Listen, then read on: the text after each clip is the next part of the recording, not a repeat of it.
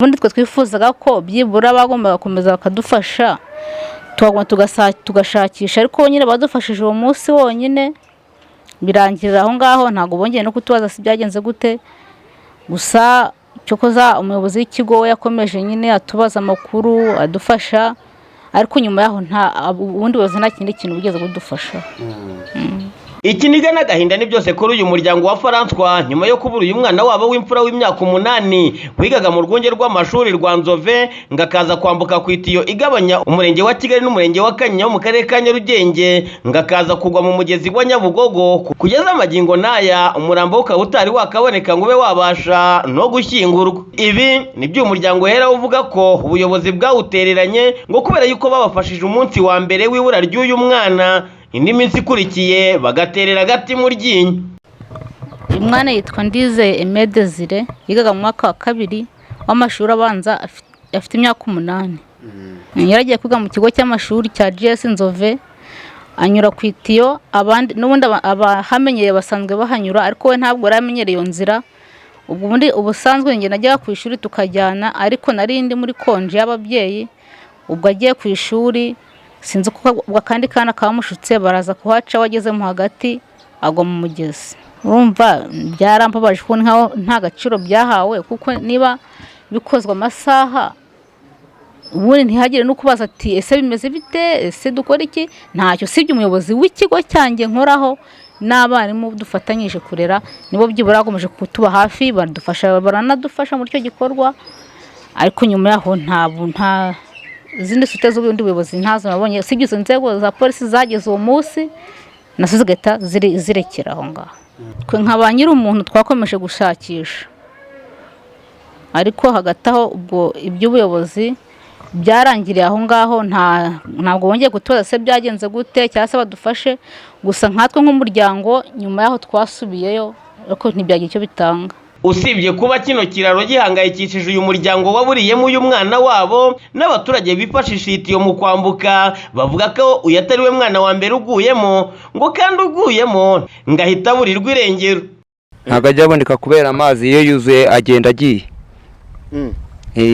Hamaze nko kugwamo abantu babangaye hano hamaze kugwamo abantu benshi cyane, ko benshi bakura hano hepfo mu masaha bita ku masangano.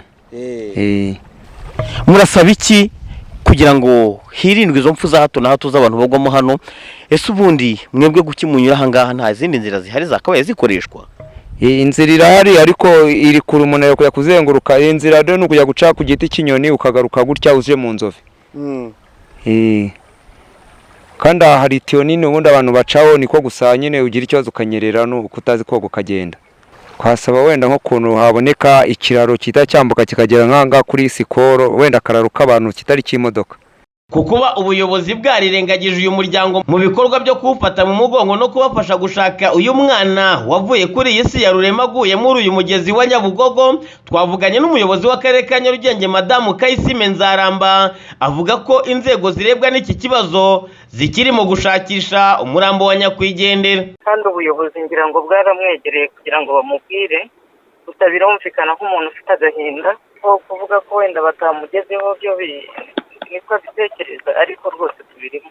Inzego zishinzwe kubikurikirana zirimo zirakurikirana icyo kibazo. Ikindi ni uko turimo tureba ukuntu twatunganya ku gace hariya hafi y'iriya tiyo, kuko aho hantu habereye ikibazo turabizi ko tugomba gutunganya na kiriya kiraro, ariko ingengo y'imari ntabwo twavuga ngo ako kanya iraboneka, ariko biba biri mu bikorwa bigomba gukorwa. Ku bijyanye n'ingamba zafatwa abaturage bakareka kwambukira kuri iyi tiyo, umuyobozi w'aka karere yavuze ko hari ikiraro cyubatswe ahangaha abaturage bifashisha.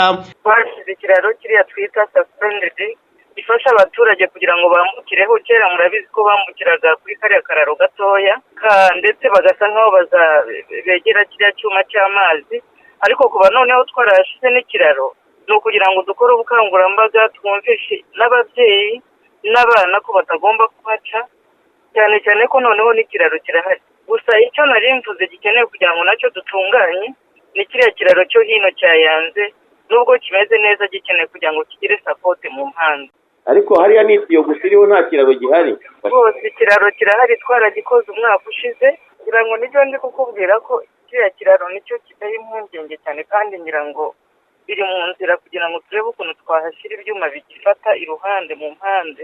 Nubwo twebwe ubwo twahageraga iki kiraro ntacyo twabonye, yemwe n'abaturage ntibavuga ko byibura cyaba cyaratwawe n'ibiza, ukibaza icyo ubuyobozi bw'akarere bushingiraho buvuga ko bwahashyize ikiraro bikagushobera. Nubwo ubuyobozi bw'akarere buvuga ko bwamaze kuhashyira ikiraro ngo igisigaye ari ugushaka uburinzi bwo ku ruhande bwakwifashishwa kugira ngo ntihagire umuturage ugwamo iki kiraro keretse ababa bakibona mu buryo bw'umwuka. Abaturage bo basaba ko hakagombye gushaka icyakorwa ngo kubera yuko ari inzira za bugufi zibafasha kugera mu Nzove yo kugira ngo bazenguruke ahazwi nko ku giti cy'inyoni. BTN TV mu mujyi wa Kigali, Ndindahiro Valence Papi.